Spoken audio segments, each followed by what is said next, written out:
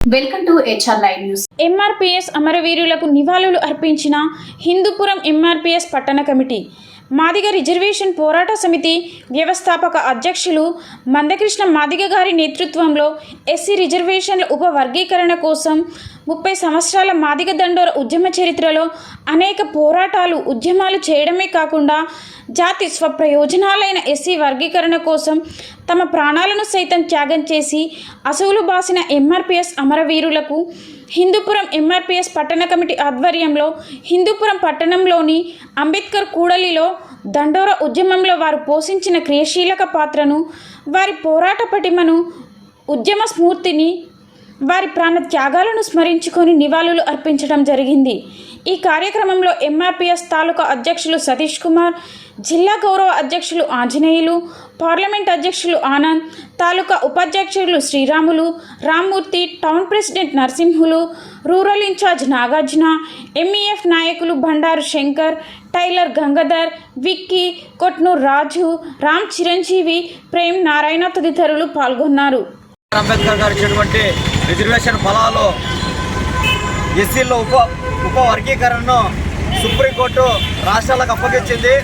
మరి మాన్యశ్రీ మందాకృష్ణ గారు యొక్క దేశంలో ఎస్టీల తరపున పెద్ద ఎత్తున నాయకత్వం చేయడం జరిగింది. మరి ఆయన చేసినటువంటి నాయకత్వంలో ఎన్నో వేలాది ఉద్యమాలు జరిగినాయి.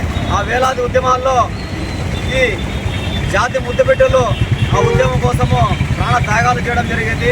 వారి యొక్క ప్రాణ త్యాగాల ఫలితము, మరి మందకృష్ణ గారి యొక్క సుదీర్ఘ పోరాటాల ఫలితమే ఈరోజు మనం వర్గీకరణ సాధించినాము. కొత్త రాష్ట్రము తెలంగాణలో ఆల్రెడీ వర్గీకరణ అయిపోయింది.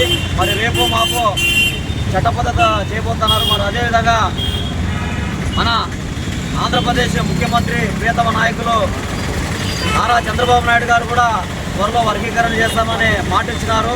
గతంలో కూడా ఆయన వర్గీకరణ చేయడం వల్లే మాదిగలకు 22 ఉద్యోగాలు దక్కడం జరిగింది.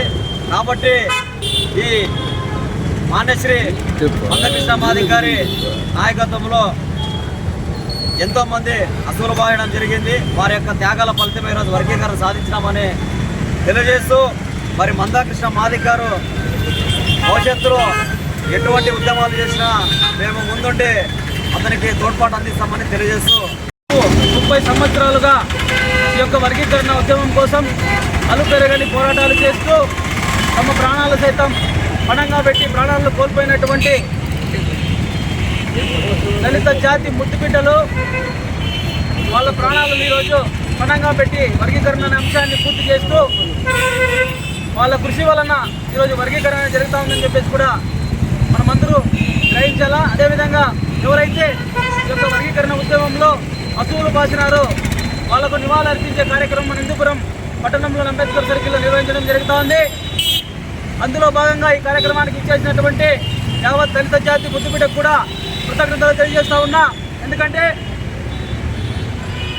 వర్గీకరణ ఉద్యమంలో దాదాపు 30 సంవత్సరాల ఈ ఉద్యమ చరిత్రలో అలు పెరగకుండా తమ ప్రాణాలని పణంగా పెట్టి నా జాతి శ్రేయస్సే ముఖ్యమన్నటువంటి వీరులు, యోధులు మన ఈ యొక్క నాయకులని చెప్పేసి కూడా మేము తెలియజేస్తూ ఉన్నాం.